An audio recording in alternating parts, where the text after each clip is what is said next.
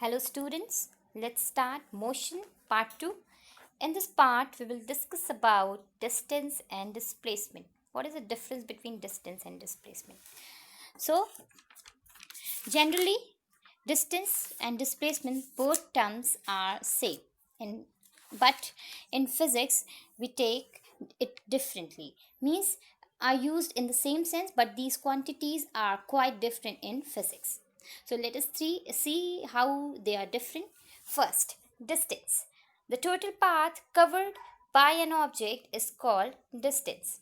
It's a scalar quantity, means its value doesn't depend on the direction of the path. What does it means? It means it's only calculate magnitude, doesn't see the direction of the path, whether it is going east or west, in opposite or in any direction. We have to see only the magnitude of the path covered by any object. If a distance, like example, if a distance covered by any car is 30 kilometer, 60 kilometer, 50 kilometer, then what is the total distance covered by the car is? So simply you have to, whatever distance it has covered, you have to add them, like 30 plus 60 plus 50, answer will come 140 kilometers. It's defined as a complete path traveled by an object. It's a scalar quantity. Remember this. Doesn't depend on the direction. Now, second, displacement. Displacement. What is displacement? The displacement of an object can be defined as an overall motion of an object, or you can say minimum distance between the starting point and the final position of the object. So here what we have to see, only the starting point, means initial point, and final position. So the minimum distance we will draw and we will calculate displacement. It's a vector quantity, so we will see magnitude plus direction. For example, if an object moves from A position to B, then the object's position changes. This change in position of an object is known as displacement. What position it is changing? I am showing you. Here in the picture you can see the boy is changing his position. He is starting from A. Initial point of this boy is A to B, then B to C, then C to D, and then again A to D to A. Again he is coming, he has stopped at the same point, so displacement is 0. There is no movement from where he has started. At the same place he has stopped, so displacement is 0. But if we talk about distance traveled by the boy, so 3 plus 5 plus 3 and plus 5, so total it will come 16 meter distance covered by the boy. Displacement. So remember this thing, you have to see displacement. Delta x we denote for distance, so delta x is equal to xf, means f for final and o for initial. Final position, initial position, and delta x will be your displacement. Let us understand with the help of picture. So this is picture of distance and displacement. How? Suppose we have started from point A and we are going to point B. Which path we have traveled? This line path, zigzag curved path, and we have total distance, what we have traveled, 9 meter. But you have to see the minimum distance if for displacement, for minimum path traveled by the body. So from A to B minimum distance is 4 meters. Straight arrow you can make and you will calculate displacement. So displacement will be 4 meter, but distance from which path he is coming, that only path we have to calculate. Distance is 9 meter. Here you can see next picture. In this picture, from home to school, two paths are there, green path and this red path. Both are zigzag path. So we will calculate distance. If he is going on from this path, green path, we will calculate this distance. If he is going from this red path, we will calculate this distance. But if it comes to take out displacement, the minimum distance what we will take, we will draw an arrow straight away from home to school, and this is your blue arrow is your displacement. Next, let me introduce Pythagorean theorem. This we will apply here in physics.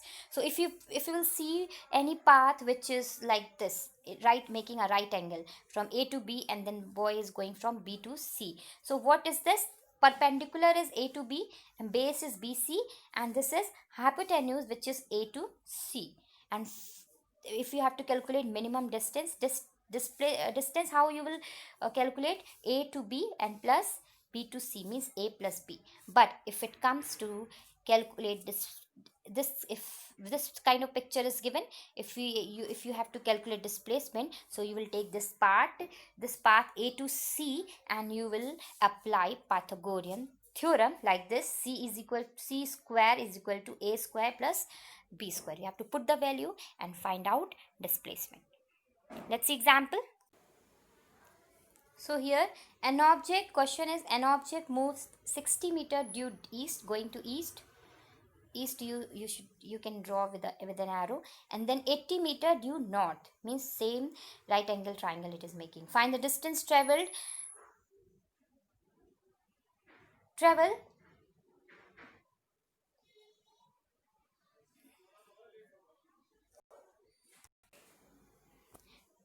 and the magnitude of displacement. So how you will calculate? We will calculate distance, so simply we have to add it, like 60 plus 80. So this is your total path covered by an object, so 140 meter.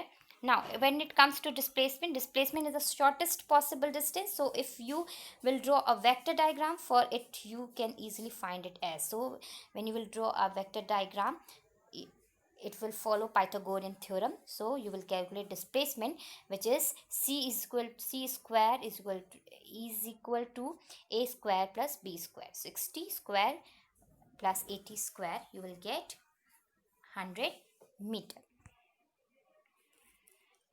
When it comes to under root, you will get 100 meter answer. This is your displacement. So in this distance and displacement, first we will see distance time. Distance is the total length traveled by an object. Its standard unit is the meter. So a distance shows how far an object has traveled in a given time. So when you will come, when for plotting graph, you will plot it on the graph paper. So with the help of graph paper, always you have to plot time on x-axis, and you will take distance as y-axis. Time we are taking at x-axis bottom side, y because it never changes. Below you can see that the object represented by the blue line has travelled 10 meter in 2 seconds, whereas the object represented by the red line has only travelled 4 meter in this time and is therefore travelling more slowly. Let me show you a picture. Yet in this picture you can observe that how any object is moving. Here from zero, from initial point it is starting. From blue line, two objects are going.